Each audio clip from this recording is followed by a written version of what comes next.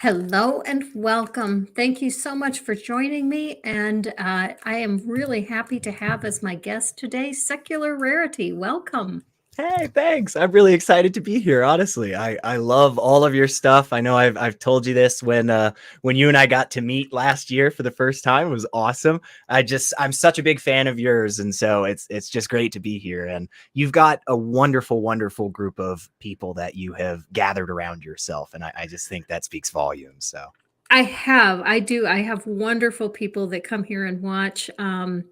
I see in the comments today we have BS Not Accepted, Mark Caesar, um, TMA2NC. I'm not sure how you say that. If that's how you read it.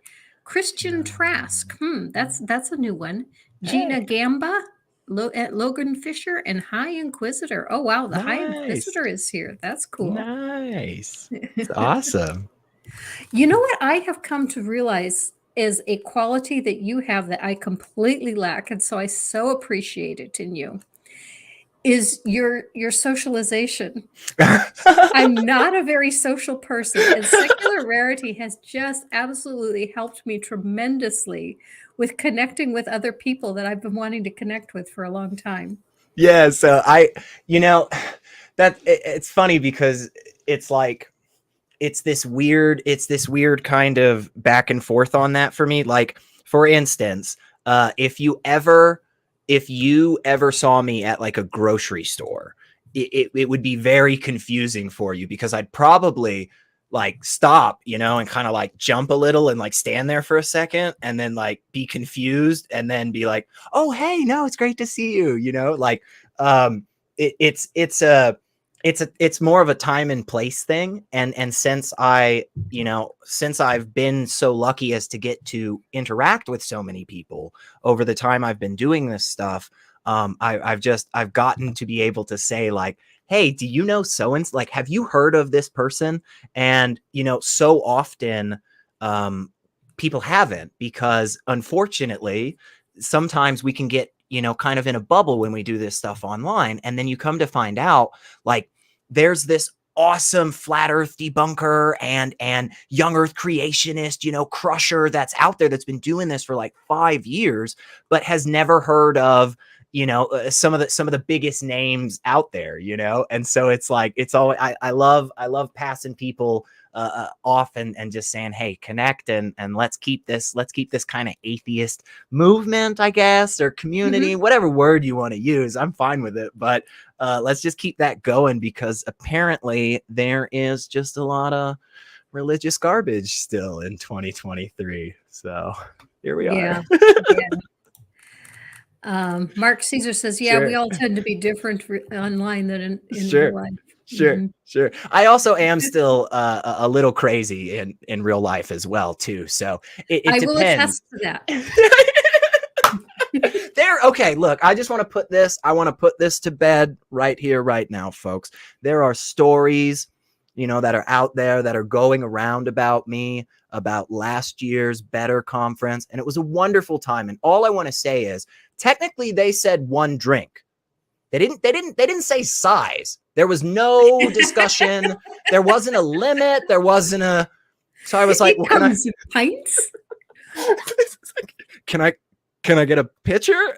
Yeah, sure. I don't care. Like, all right. So there's I myself walking remember around that. with.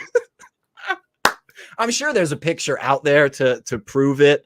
But we've had personal experience with this granny, so like I think that does it. I think that counts for people. Hopefully, Mhm, mhm. it's true. It's true, Logan. Okay, so let's just get to know you a little bit better. Sure. Tell us about yourself. What do you do? And how did you get here? Yeah. So currently, I am one of the hosts for the Atheist Experience. Okay. I was a host for Talk Heathen for a while as well. I am also a regular host on the Atheist Republic main channel. So they've got a bunch of different channels, bunch of different languages, and I'm on the English one. And that and a bunch of other stuff. I bounce around to a lot of different things. I try to just be somebody who is, at I try to be in as many different spaces as I can be, because there are so many great people doing really good work, and you'll find me somewhere in a chat, or working behind the scenes potentially for people. That was how I first got started in this. When I first, decided I was going to step out into the atheist YouTube space, the way that I did that was, volunteering my time for a couple of, channels doing some back end stuff.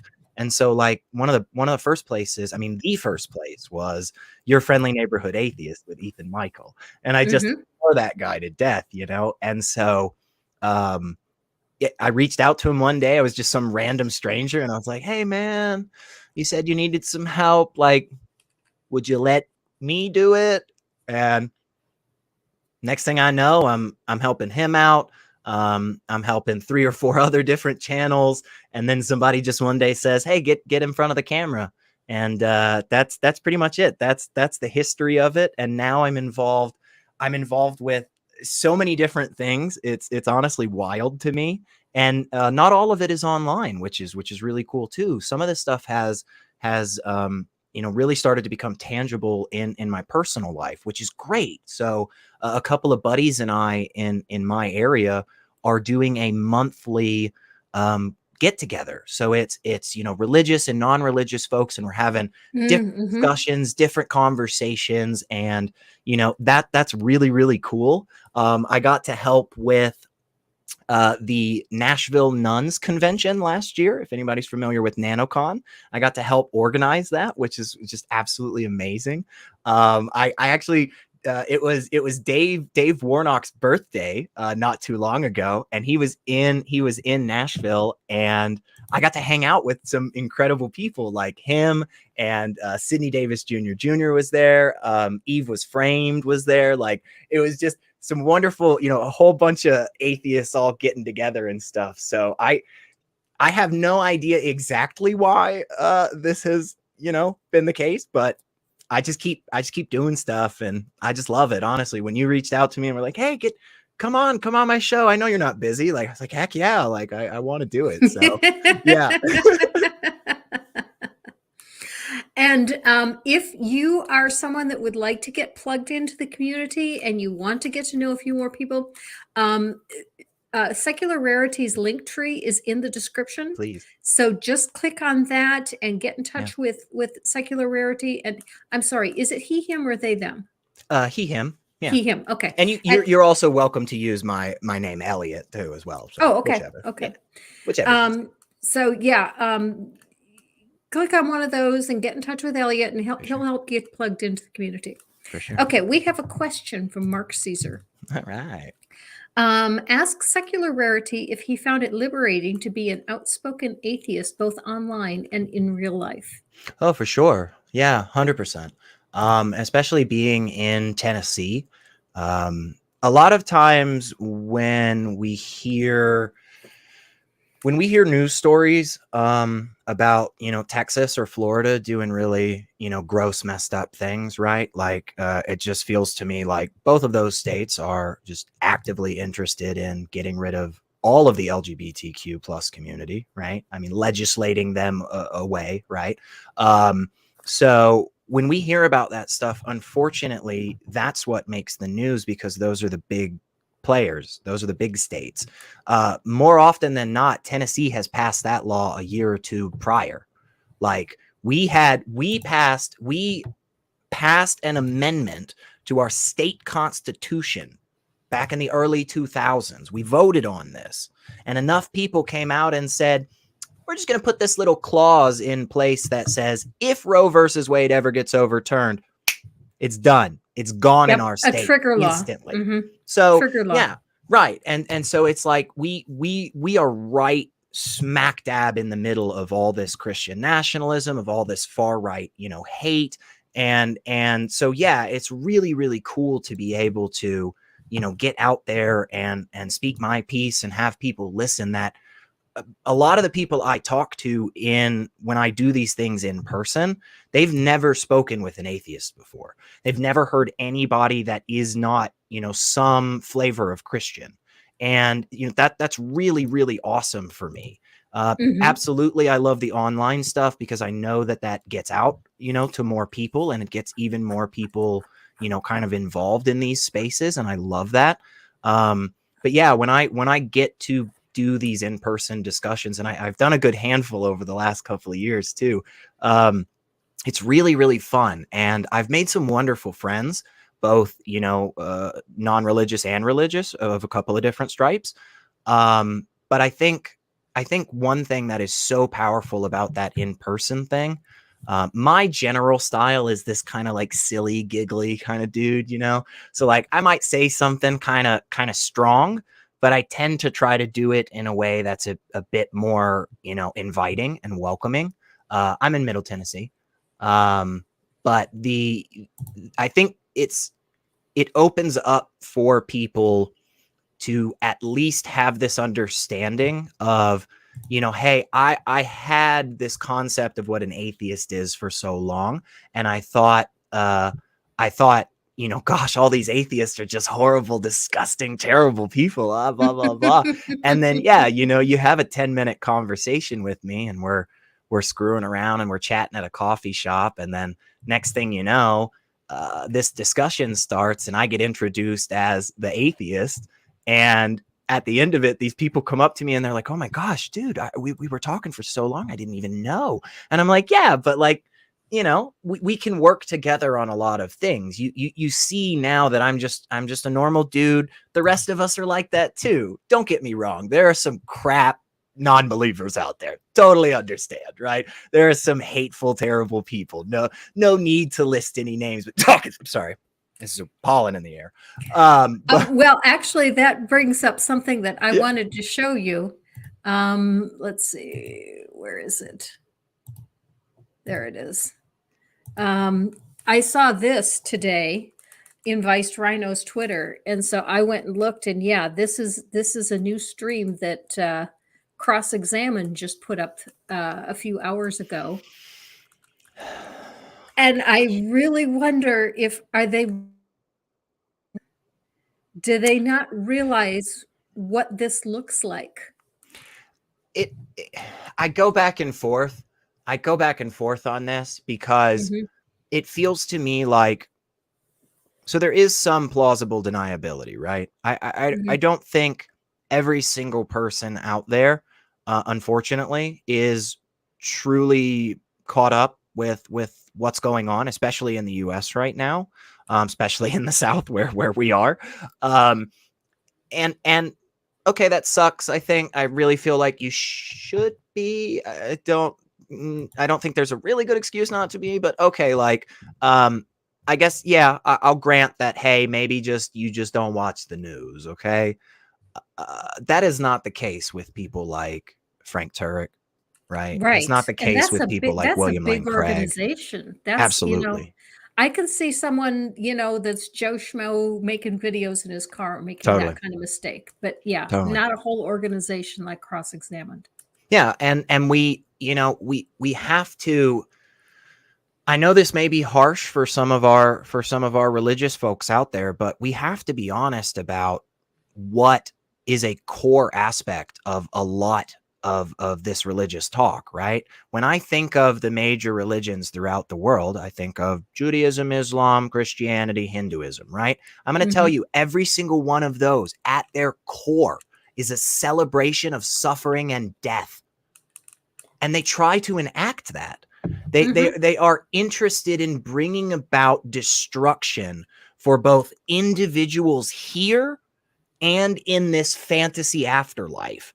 And it's, I mean, you can hear, for instance, you can hear some politicians that are expressing the only reason that they support the state of Israel. The only reason is because they know that without the Jews there, Jesus doesn't come back and slaughter everybody and then make paradise. Like, and that's crazy. I mean, that's just freaking ridiculous. They truly are celebrating the most terrible things in this world. And I've said this a bunch of times over the last couple of weeks.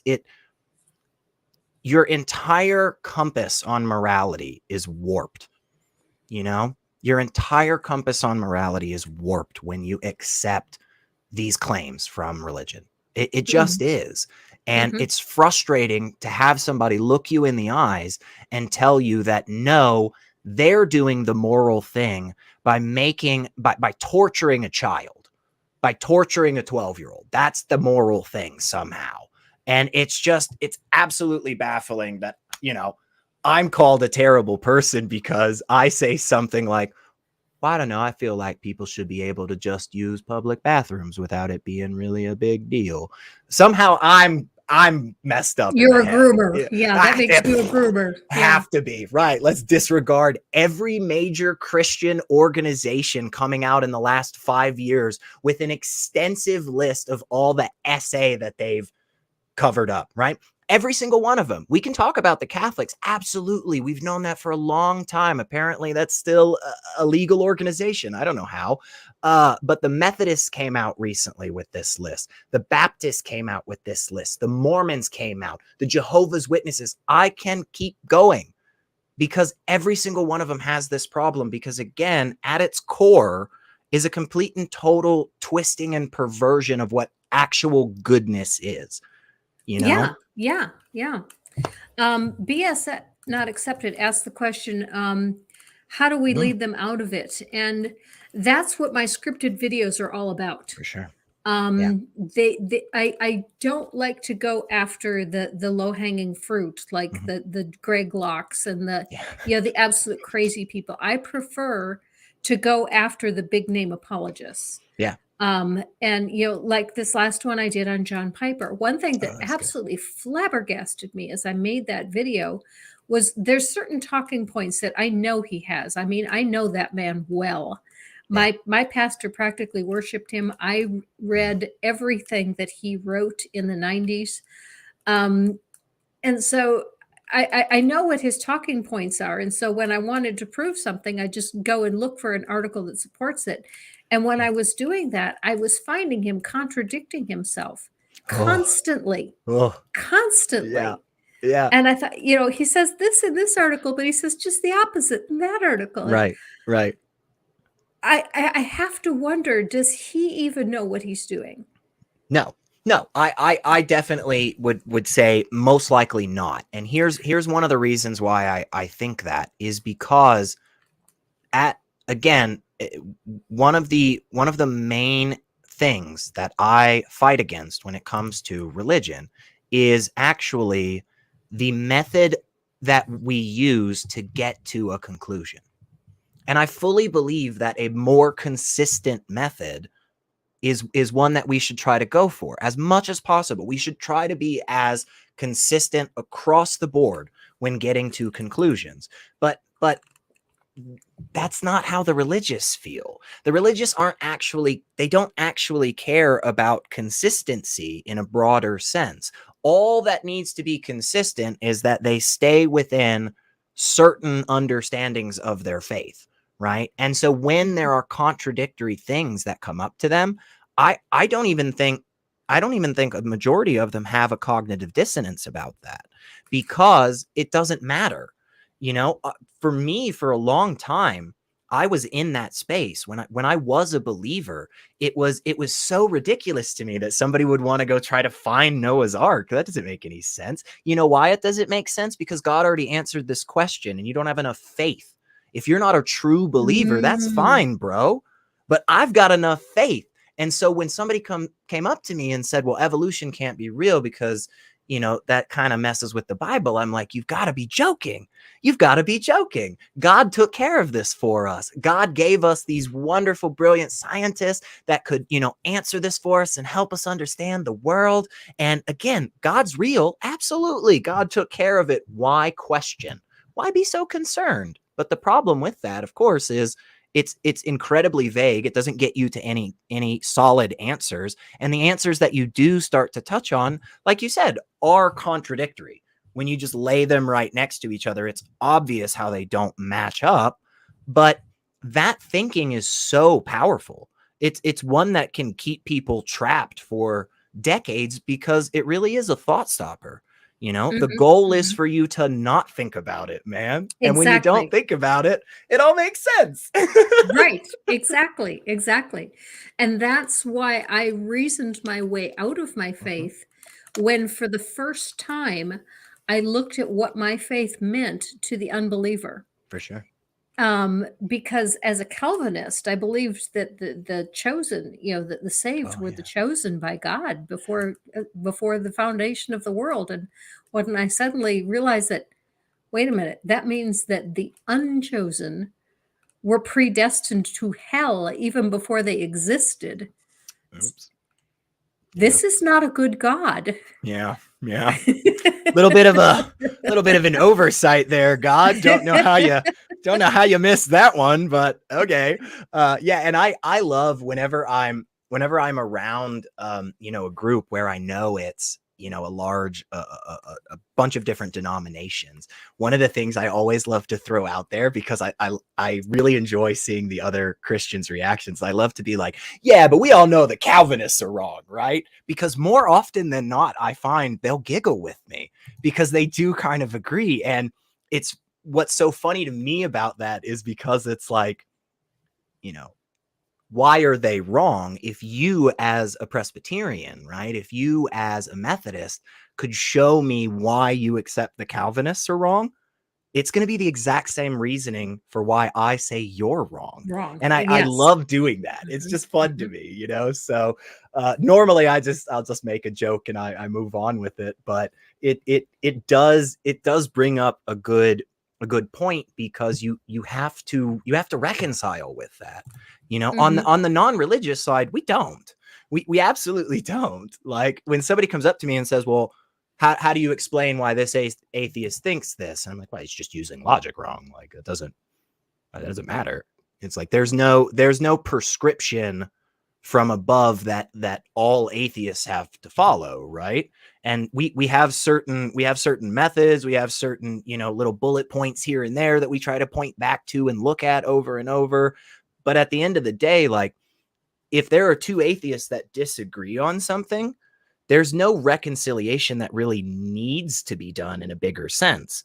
But as a believer, you have to, because you have to show me why there are elect and unelect as opposed to universal salvation. You have to demonstrate that to me. And when you go back and forth with Bible verses for an hour straight, it just Mhm. it starts to rattle in my head, and it's like, why don't you see the problem? Yes, exactly, exactly. Yeah, you said that you felt people like Piper, are sincere in what they believe in, and I completely agree with you.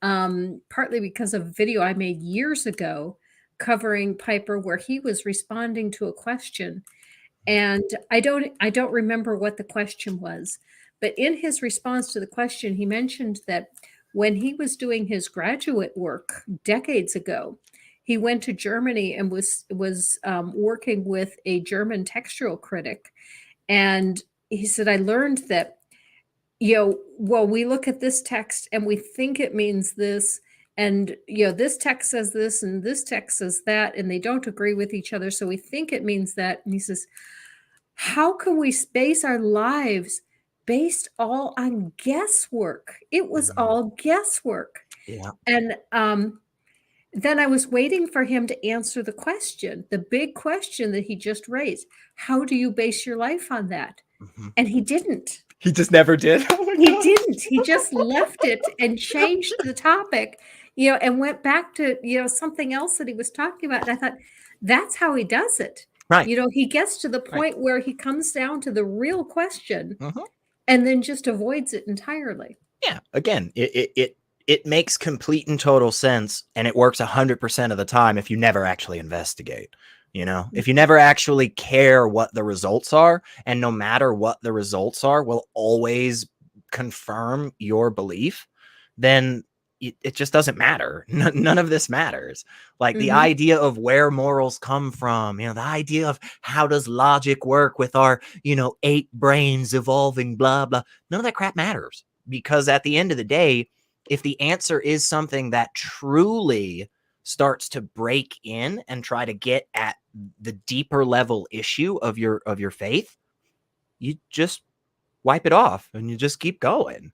And again, like that really was where I was for a long time. I was in this, I just don't really think about it. I just don't really push hard on it. And Mhm. when I started to do that years ago, I realized it all fell very, very quickly, you know? But you can stay in that kind of suspended animation forever, because again, you're not actually doing anything. You're not actually putting in any work. There's no threat to what you believe in any shape or form.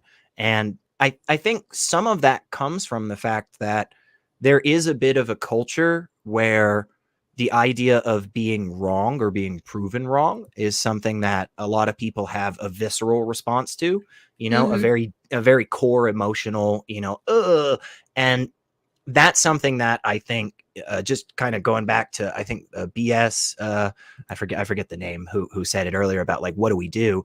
Like, I think that's one big thing that needs to be, instilled in people. And you can only really do that from a young age, where, you simply get people to recognize that not knowing something really is the best place to be, to start figuring it out.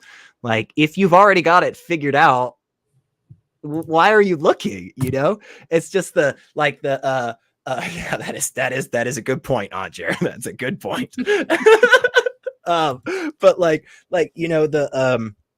the thing you're looking for is always in the last place you look, right? Now, Mhm. in a Well, in a of course, more because then you stop looking. because then you stop looking, right? That's the literal sense of it. Now, I understand what that phrase is trying to get at. Like, you probably put it in a weird place, go check there. But yeah, right. Once you find your keys, why go look anywhere else, man? So once you've found God, once you've found the all-encompassing answer, that why do anything more? Why try any harder? It's done. It's God. Again, like, why did that child die of cancer? God. Why did your sports team win? God. Why did you lose that job? God. It doesn't matter. It all answers God. And again, that's a poor way to come to conclusions. And the more that we use bad methods for getting to answers, the more likely we are to cause harm repeatedly. And that's where I fight. That's one of the biggest things that I fight against. And so sometimes people are like, "Oh, you're an anti-theist." I'm like, I don't care. Like, the I labels wear aren't. that moniker. Yeah, and I do too. And I'll wear that. I'll wear secular humanist, agnostic, agnostic, non-cognitive. All of them, I think, are in a great space where, at the very least, I'm definitely letting you know, uh, I don't believe your magic crap, bro. I don't. I don't believe it. I don't believe the fantasy story. It's a cool story. It's very interesting. Like, just the other day, I was listening to a video of a guy I know who really focuses on the Quran. Adam El Masri, great work. And he was just going through, aspects of this certain part of the Quran and showing how they were wrong. And to do that, he was going back to even older, Jewish texts and stuff, right? And now, I think both of those religions are wrong, but it's so fascinating to hear the construction of them, and how they came to be. It's really, really interesting. It'd be like if Mhm. somebody came up to me today and was like, "Hey, man, we just found like a bunch of diaries from Tolkien, and it just talks about how he came up with these concepts. It just talks about how he, you know, crafted the elven language and so forth." Like, that would be fascinating. I still don't think like hobbits and elves and dragons and stuff are real, right? Like, but it's fun to learn about. It gives you a broader picture of humanity. And I think for a lot of people, because they've been raised with this answer from such a young age, that God just answers everything, that it just fixes everything, you don't have to worry about it, yada, yada, yada, that I think there's even a lack of drive in a lot of people to push on that. And so everything else, it's like, how are you a hardcore believer and you go do, like quantum physics? How do you do that? How do you walk into the room and just put all of that thinking on the door? How do you do that? I don't know, but I people know do it. the answer is Jesus, but it sure looks like a squirrel to me. I love it. I love it. Yeah, I mean, it's again, I believe that consistency is incredibly important, right? I really do believe that. And we should, if we're using something in our method to getting to the truth, then we should apply it across the board, which is why I've said for a while, and I've started being more forceful about this. I fully believe that proper skepticism, properly applied skepticism, leads you to LGBTQ rights, period, end of sentence. Like, there's no question in my mind. And I went the other direction. What? Say again? I said I went the other direction. Oh, you went from, yeah, I like that. I accepted LGBTQ rights, and that didn't cause me to lose my faith, but it started you down that path. Yeah, it did start me down that path. Yeah, and I think that's exactly right, and I gladly take that burden, because I really do believe that I can show you how applying certain methods to get you away from this belief in a deity also gets you to this place of secular humanism and accepting other people and being welcoming and being an ally as best you can and stuff. Like, it seems to me that it is just blatantly obvious, but some people need it explained, and I'm happy to help. So we have a super chat from Inquisitive Quandary, who says, faith is well described as slapping uncertainty on the behind, suggesting it should smile more often. It's very true, man. Very. Oh, man. And I saw the other comment that you had just put up. Yes, I am an atheist. And Granny and I are just kind of hanging out, chatting, nothing super crazy major. Although I might, I don't know, I could do some juggling or close-up magic, or I actually can't really do either. So that was a promise I can't fulfill. So I really feel bad about doing that. I'm sorry. Aunt Jerry says Secular Rarity is a car lot wobbly arm guy. That is true. But I'll say this, okay? And I know, I get it. I should just do it for the love of doing it. I should just, goodness for goodness sake. But I'm going to put this out here right now. I will not dance on Granny's stream today unless somebody sends at least a $5 super chat asking for it. I'm sorry. I have to keep my boundaries. I just can't give this stuff away for free. So if we get somebody out there that is truly interested, you know what to do now. So, you only got like 30-ish minutes, so you better get it in quick. That's all I'm saying. So. I've done that on fundraiser streams. I don't dance, but I offer to go topless for $20 donations. Now, you don't actually get to see anything except my shoulders. Right. But I'm surprised at the number of people that will give a $20 donation just to see my shoulders. Hell yeah, girl. I mean, man, people pay some crazy money for all kinds of stuff, which I think is awesome. I think that's fantastic. If somebody was out there that was like, came up to me and was like, man, here's like $10 a month just to see your feet. Like, they're not great, I promise, but I'll give it to you. Mark Caesar asks a good question. Was Robin part of the reason why you went down this track? And if you didn't know, Robin is my son who is transgender. And the answer is no, because dance, monkey dance.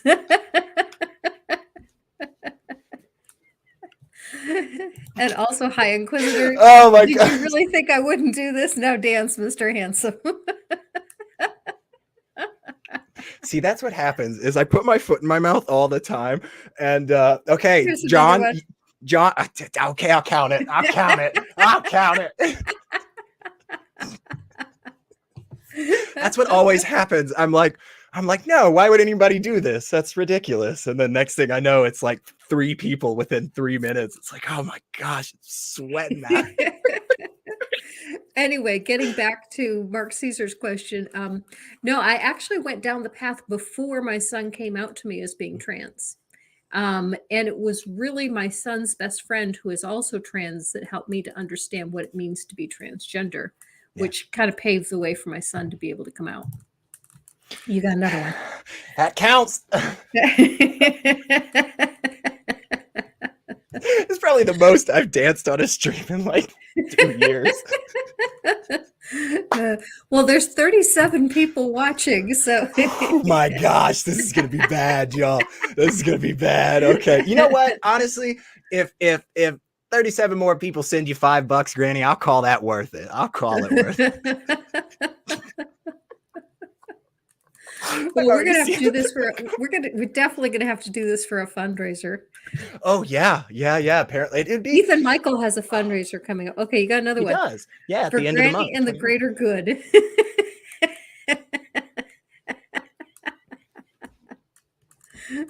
Oh my gosh, you guys, this is more work. This is more exercise than I've done in like years. Like my core is like crying right now. Hey, Titan Uranus. I've only ever said Titan's name on stream a couple of times, you know. So it's good to have one, you know. It's good to be out there. It is true. It is true. I'm actually in a lengthy. It's a long story, and I can't go into details. My lawyer tells me not to, but I'm in a lengthy court battle right now. So we'll see. It's a copyright. It's a copyrighted thing. You know, I'm sorry, but it's just that's the way it works in America. You know. So, how old were you when you said goodbye to religion? Yeah. So I was like the last person in my family to still go to church. Oh, interesting. Yeah, funny enough. So my family was never like hardcore religious or anything, but my mom was, you know, very much focused on Christianity. When we moved to Tennessee, when I was a very, very young kid, we found a church. I ended up getting baptized later because I wasn't baptized as a baby, which was actually a really big deal. That weighed on me for a very long time because everybody else was baptized right when they were a baby. That's the Methodist way. So I walked down the aisle and, you know, did that at like 13, I think. And then from there, I ended up playing for the next like 4 or 5 years throughout. Okay, I can probably do both. Hang on. So I ended up playing in the handbell choir and the drums for my church for a few years. And the rest of my family had really gotten, they just moved away from it. And it wasn't that they were, you know, expressly non-religious or anything. It was just that they weren't going to church. And so around the age of like 17 or 18 is when I stopped taking the label Christian. But when it came to an understanding of, am I agnostic? Am I atheist? What the heck is, you know, my belief now, blah, blah, blah. That wouldn't happen for a few years. So it wouldn't be until about, I don't know, 22, 23 that I was like actively walking around telling people like, no, I don't believe I'm an atheist. Oh yeah, Logan, the handbells are amazing. And unfortunately, the only places that you can do that is in a religious context because they're so expensive. The brass for them is just literally thousands of dollars. Like, and you need quite a big range of them, you know, to actually be able to play these songs. You're going to need, you know, potentially 8 to 10 octaves, right? So if you do that, it's going to cost you tens and tens of thousands, if not, you know, upwards of 100,000. And there just aren't any secular organizations that really have that money. And there's not a lot of music that's arranged for it either. So it's really fun to do. It's really beautiful. I love the crap out of it.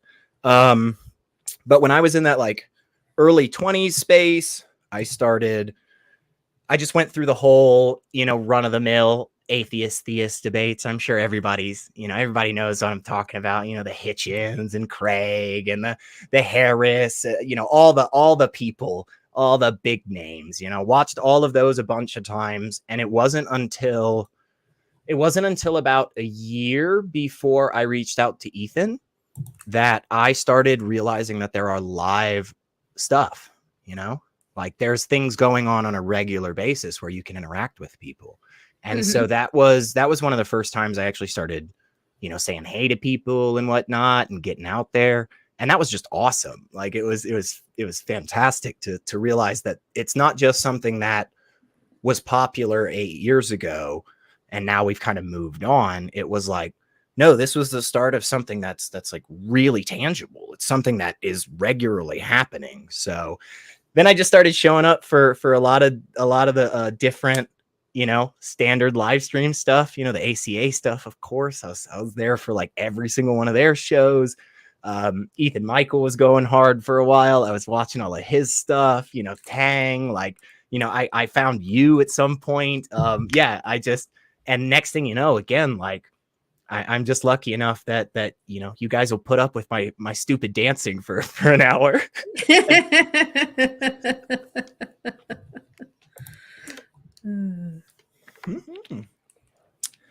So Liz Allen did handbells also. That's awesome. Yeah. It's super fun, and it's gorgeous music. It really is, you know.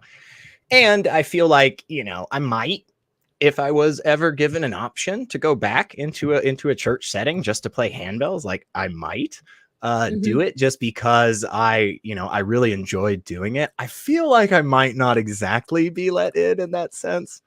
I won't, but if I see you comment BS not accepted and tell me to dance again, I will honor that. I will do that. I won't sing a duet because it's not feasible. Yeah, you know, when you try to yeah. sing on the internet, because of the lag, you just can't get it together. Right. Also, this would, I'm sure that would violate YouTube's terms of service if I start singing. So I'm sure somehow that's going to get flagged. Yeah. Somebody's going to report this and just be like, I'm pretty sure this is like torture or abuse. So,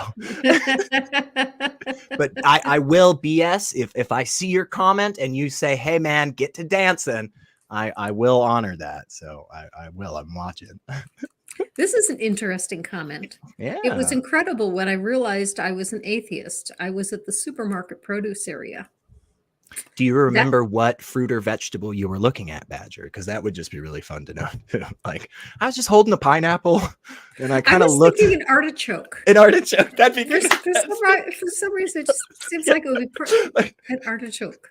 Just holding at it, staring at it intently, and then just being like, "There's no way this was designed. There's no way."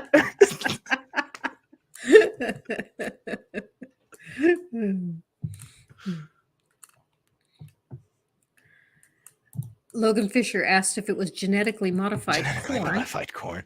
Yeah. Okay. So I've heard this, and I know this isn't exactly on the topic of like, you know, atheism and, you know, logic and all that good stuff, but I've heard that supposedly Americans have eaten so much corn in things that like it's starting to change our DNA.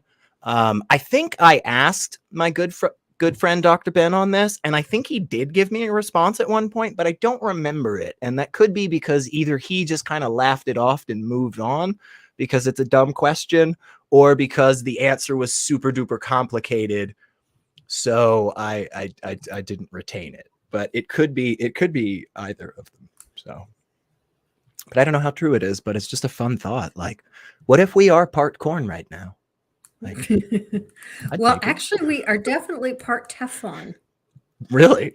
Like, that's gotten into us so far? Oh my gosh. I watched a documentary on that recently, and it was really interesting. That actually, I'm not sure if it was a documentary as much as a movie that was based on fact, that Dow realized that the Teflon that they were putting on pans and in various products was getting into the human system.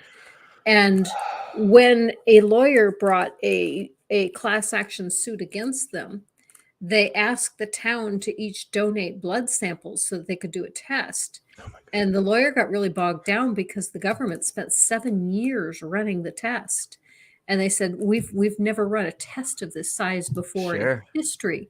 Yeah. because we had so many blood samples to analyze. And when we finished, we discovered that there's 7 different diseases that are definitely linked to Teflon, Oh my gosh. and that Teflon is so pervasive and you can't get it out of your system. And they've done tests. I can't remember. We don't, it's not a large percentage, but there Sure. is a small percentage of Definitely in there. Teflon that's in there, and it even gets passed down to your children. And like, if you're not already terrified out there, watching this, let me just give you 1 or 2 more things. So microplastics, of course, microfibers. If you're not familiar with what this is and you want to lose sleep and be constantly terrified of every second of every day, go look this up because it's horrible. I remember one of the first in-depth articles I read, I was explaining it to a buddy of mine, and I was like, oh man, so you hear that they went to like 12 different countries as a part of this particular study, and they got like 10 different like beers, alcoholic beverages in these different countries, right? So they're going from Germany down to Italy, they're coming over to Canada, they're going to Chile, all this stuff, right? And in like every single one of those alcoholic beverages, there was microplastics. And my buddy was like, well, yeah, man, I could see, little particles of plastic getting flown through the air and like dropping in somebody's open beer. And I'm like, no, bottled. No, it was sealed. No, it was a sealed can. They opened the can, they poured it, they looked, yeah, there's plastic in it. So Wow. yeah, that's Wow. terrifying. Yeah, just a horrible way to live. And there's no good answer right now. We don't have a great answer, but maybe we will be able to culture some bacteria that can feed off of plastic. That seems to be something that's a little promising. So hopefully. That would be a good thing. Yeah. Yeah. It's not going to be God. Trust an iron skillet. That's true. Yeah. Kat the Humanist asked, what problems does Teflon cause? I know that it was linked to 3 different forms of cancer. And I can't remember the rest of the diseases that it was linked to. I would have to go look it up. Definitely see that. I could definitely see that. And I and this is the other thing too, is just like all of that stuff that we do, we just kind of run roughshod over seeing what the resulting consequences are. Which is why we're in such an interesting time right now, where we're really pretty positive that we're in a new time period. Like we all think about like the Jurassic and all these other ones from long ago. Probably in the 1950s, we stepped into a new time period. That is one of the big ways that we define it is by, the presence of plastic. Another big way is by the presence of radiation. Yeah. So from just blowing up big nuclear bombs all over the world for a while, that's another good way to figure it out. So that, again, like not great in my opinion. Cool that it's a nice marker we can look back to in 500 years and be like, wow, we really screwed up. But yeah, not super great for us right now. So. That's one thing I feel bad about, is that my generation messed a lot of things up. And your generation is going to have to work on fixing them.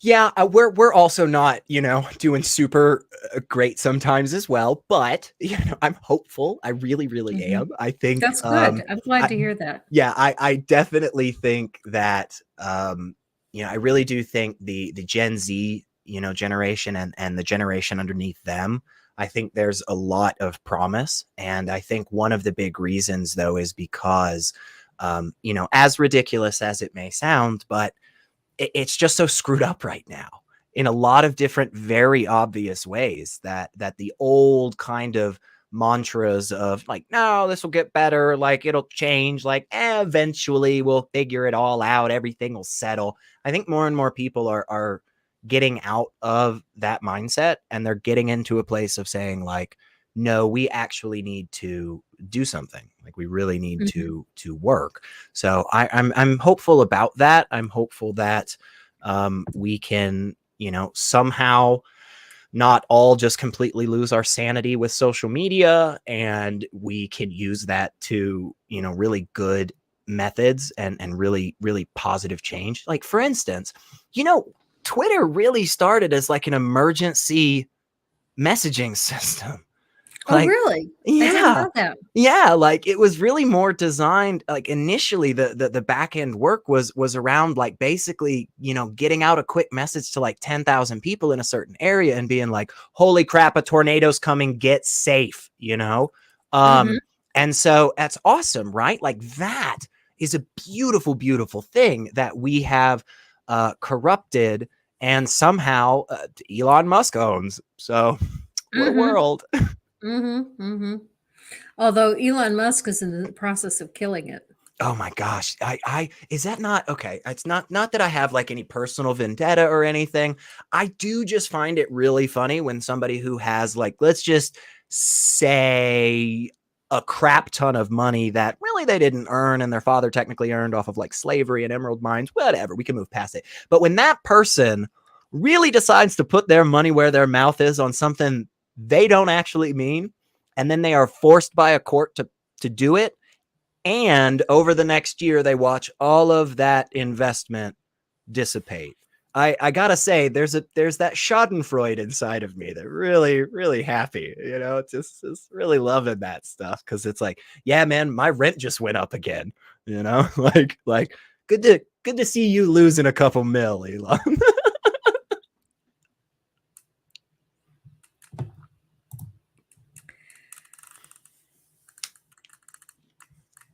Okay. Kat the Humanist had an interesting comment here. We need to get the Oh yeah, corporations out of our politics to have a chance. And yeah, Kat is absolutely right. And I yeah. have no idea how we go about doing that. Yeah, that's definitely a big one. And I think some of the things that are really, really going to be what's beneficial for stemming this tide of garbage in a handful of different directions, right? Large corporations kind of, taking over and just destroying people's rights, hardcore conservatism, and all this other nonsense, this hateful rhetoric and stuff. I think some of the things that are really going to be helpful with fixing that are unsexy. And what I mean by that is they're not PR things. Nobody cares about it. Nobody really wants to hear about it. But it's going to be the things that really matter, because there are certain key elements about the way our government was structured many, many years ago that really they didn't intend it to kind of keep going that way forever, and could never have imagined what it's like right now. So one of the big things that I have pushed for a while, and I there's a couple of nonprofits out there that do push for this, but it is mandatory bipartisan uh, uh, redistricting across the board. And the way that we would do that is we would actually have to get it as an amendment to the Constitution to require it, because currently the courts have ruled over and over again that you are allowed apparently to walk into a court in broad daylight and say, no, Your Honor, we weren't trying to disenfranchise Black people or queer people with this particular redistricting. We were trying to disadvantage the other party. We actively didn't want the people who say they are Democrat or Republican, because, technically it does happen on both sides. It happens a lot worse on the right, in my opinion. But you can do that, and that's legal because redistricting is a partisan act, according to the way we've always interpreted it. Now, if we actually start to have the people who live in a certain area vote for their representatives, as opposing to like what happened in my area, where now my city got cut into 3 or 4 different districts. And so now the vote is essentially lost. It's a seat that was held for 25 years that is just gone because they just decided they didn't give a crap and just cut everything up. But when we actually start having the people being able to vote for the person who's representing them in their area, I think we will find more and more left-wing, liberal, humanist, secular voices will come out. Because when Mhm. we take polls time and time again, we really do seem to find people more standing on this side of the issue on a lot of things. The issue is their vote gets drowned out because they're not actually voting for who they think they're voting for, because they're now in this weird district that's like 200 miles away. Like, it's just, it doesn't make any sense. I think part of the problem is we're not recognized as a demographic. That too. Um, Yep. you know, Absolutely. there's the atheists and there's the agnostics and there's the secular humanists and and the not any religion in particular. Hmm. And all of us have very similar political goals, but we don't band together as a Yeah. political unit to get recognized as a significant demographic. Yeah. Yeah. And it's frustrating. And, part of that comes with the territory, unfortunately, because it's this side, this way of thinking about things does allow for a little bit more of this fluidity, right? That's something you have to deal with from just the broad senses of conservative, liberal, right? The concept with the liberal side is this move forward, is this take the next step, and we don't always know what that exactly is, and so we kind of have to figure that out a little bit. But once we get there, we recognize that there's an infinite amount of ways to do it like that, right? To get to that conclusion. And so what happens, unfortunately, is we're a little bit more prone to eating our own, which is frustrating. But the reason that the conservative side is so able to maintain ranks is simply because their whole point is don't take the next step. We're the liberal side is supposed to be arm in arm, walking, taking the next step. But obviously that can get complicated. Sometimes people fall behind. But if your whole point is just no progress, don't move, stay where we are. In fact, we could go backwards a little bit. It's a lot easier to maintain that cohesion. This is honestly the reason the NRA is so powerful in the US. They're not a very large group, like membership wise, compared to a lot of other groups. They don't spend that much money compared to a lot of other groups. When you see the amount of money that they put into things, you think, oh my gosh, what? How are they making such a difference? And the reason is because their message is simple. No, nope, done. No. You say, hey, guns, and they go, nope, shut it down. That's it. That's their whole message. And when that's your whole message, yeah, it's easy for people to rally around that because it's not complicated. You don't have to think about it. You don't have to try and go any further. But when you're on the side of saying, okay, we see where we were and we don't really like that, and we want to try to go somewhere else where it's better for people, that takes effort. That's difficult, and it's just so much easier to sit down and not give a crap.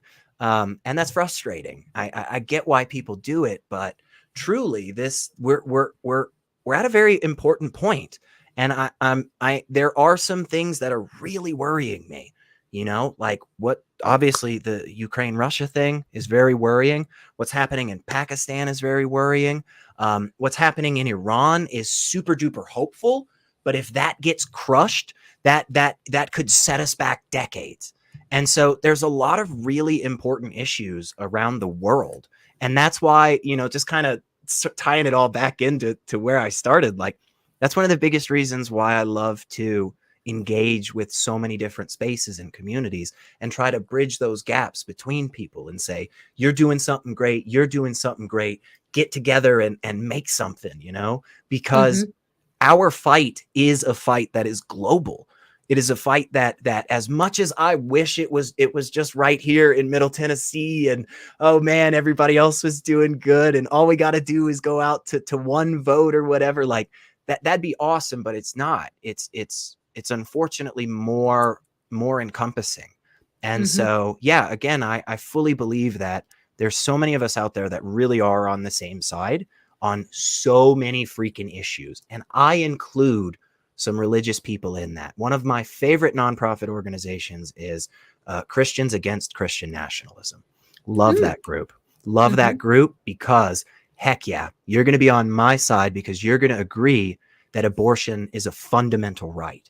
You're going to agree with me that trans rights is human rights, period. No question or discussion needed. It's done. You're on my side for that. And let's get that enshrined. Let's get that freaking nailed in. And then then I'll talk about why I think your big boat is silly.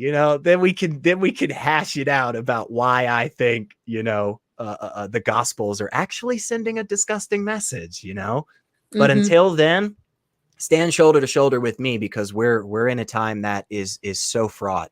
And if we don't make the right steps within the next few years, I do worry that we put ourselves back for so long. And yeah, it's a really important time, I think. So yeah, I'll take that, Mark. Honestly, I wouldn't feel bad if you chose the dancing. I wouldn't feel bad about it. So, a lot of okay. One last time, all right. One last time before we go, because I know we're getting close. But